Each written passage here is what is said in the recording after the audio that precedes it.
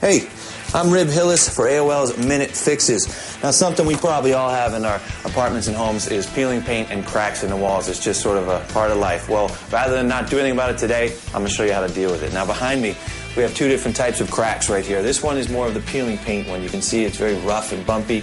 What we're going to do with this one, we're going to sand it down and put some spackle on it, let the spackle dry, and then we'll sand it with some fine sandpaper, and we'll paint over that. Now this one, this is more of just a crack. There's really not a lot of peeling paint going on.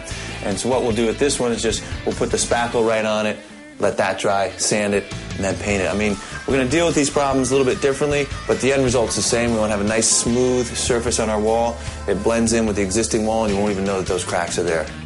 Well, let's get started.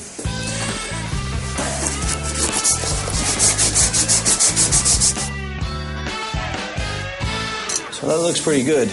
It's a pretty nice even surface, so we'll just fill in this crack here, this gap, with our putty.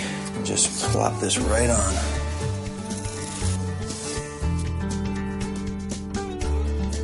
This crack over here, just gonna fill this gap in right there.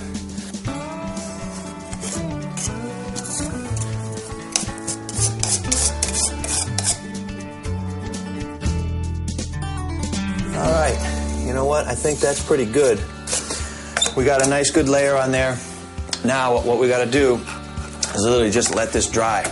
Now it may not look great now, but you know what? We're not done yet. What we're going to do is going to come back in once it's dry. We're going to sand it down with some really fine sandpaper, match the surface of the wall that was already there, and then we're going to put paint on it, and you're not even going to notice that was there when we're done. We'll get my tools cleaned up.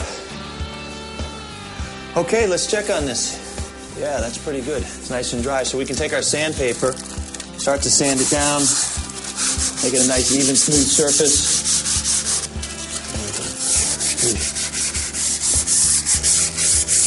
All right, well, that looks pretty good. I mean, it kind of blends in with the way this shelf was already. So now what we got to do is just get the dust off, wipe it down with a rag, and then we're ready to paint.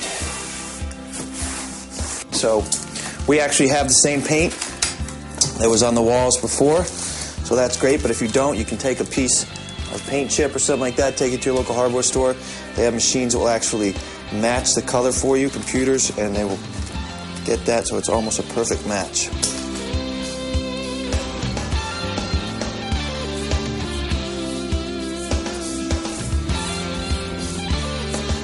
Okay, you know what? That is looking really good.